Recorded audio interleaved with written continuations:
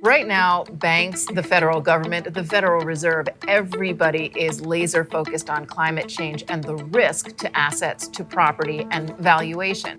Hurricane Katrina was the first time I witnessed climate migration. I didn't know what that was. I just knew people were fleeing for their lives, literally. I'm not terribly optimistic about the future of the United States when it comes to climate adaptation. Increasingly extreme rainfall is causing chronic flooding in parts of the U.S., making some neighborhoods uninhabitable. The Camp Fire is the deadliest and most destructive wildfire in California history. I would much rather be in paradise. Hands down. I would do anything to have my life back. The rich will adapt. They're already in process of adaptation. If I didn't have the resources and the capability to make the repairs, I would probably move, because to live in this environment, it would be unacceptable. But I do have the resources and I have the ability to make the correction, so I'm going to do it. Being a survivor is almost the easy part. Being a refugee, that's a little more difficult. Like a lot more difficult. No one wakes up in the morning and says, I'm going to move because of climate change. On one end, it's people who get forced out. They lose their house. They lose everything. On the other end are people, they have the wealth. They're trying to think about where do they want to build a place for their home, acknowledging that climate change is part of that equation. We're seeing populations moving more and more into harm's way because insurance and risk transfer really can only go so far. Climate change has, of course, always been a factor in real estate, but perhaps never been quite this front and center. There will always be people who want to live by the water, who want to live up in the woods. The question is, how much of a cost premium will that become? And at what point can you no longer afford to live where you want to live? We already are experiencing climate change. This is not our grandchildren. This is today, this is right now.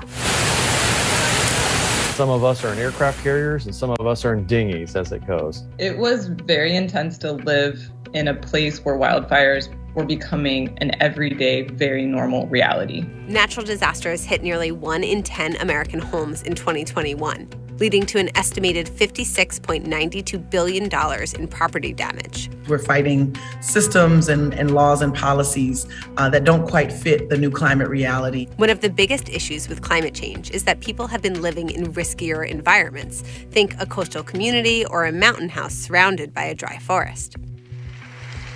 Nowhere is completely safe from climate change, but there is some good news. Adaptation efforts are working, and there are some places where Americans can move to escape the worst impacts of climate disasters. There are cities that are going to fare better under climate conditions and are already. These cities, particularly around the Great Lakes, I think are considered to have some superior advantage. But with home prices soaring nationally, location isn't the only factor in finding a safe haven. Issues of justice and equity have to be addressed now before mass migrations start moving to haven cities. You can't just say, I'm a climate destination because I'm in Wisconsin and we're going to be fine. That's absolutely not true. You must earn it. It's not a passive title. So where can Americans go to escape climate change? And can we afford to live there? Researchers have designated some cities as climate havens or climate destinations. Unfortunately, they don't include major cities like LA, San Francisco, or where I live in Brooklyn, New York. I would define a climate destination as a location that has perhaps more manageable climate impacts. That is, there's no exposure to sea level rise. There's less risk of wildfires and hurricanes. They have a ready access to fresh water, and they may be a legacy city, which means that they have a history of being built out for a much larger population. Randy also requires climate destinations to have plans to decarbonize and address affordable housing. Jesse Keenan identified a few lucky cities that meet these criteria. So in the United States, a variety of different cities have strengths and weaknesses in terms of their capacity to onboard climate migrants. But some of those that come to mind are Asheville, North Carolina, Knoxville, Tennessee, Toledo, Ohio, Duluth, Minnesota, Buffalo, New York, Rochester, New York, Burlington, Vermont. Keenan also sees promise in Detroit, Pittsburgh, Madison, and Milwaukee, and Minneapolis. Morandi and her research partner have added to that list Cincinnati, Ohio, Ann Arbor, Michigan, and maybe surprisingly, Orlando, Florida. Affordable housing is a key ingredient in all of this. About half of Americans say affordable housing is a major problem in their local community. Maggie Lawson, a chef and visual artist, moved to Cincinnati from Oakland in 2020. What made you move from Oakland to Cincinnati? Many things, as one might imagine, because they're very different cities and very different lifestyle.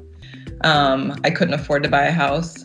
Lawson also wanted to be able to support her aging parents financially and could not do so in the competitive financial environment of Oakland. She was also concerned about the impact of wildfires on her parents' health.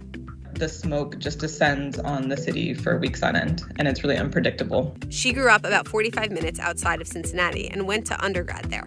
I didn't envision moving back. It was kind of a surprise to me when I decided to do that. That type of move is consistent with Mirandy's research. People go to where they have people.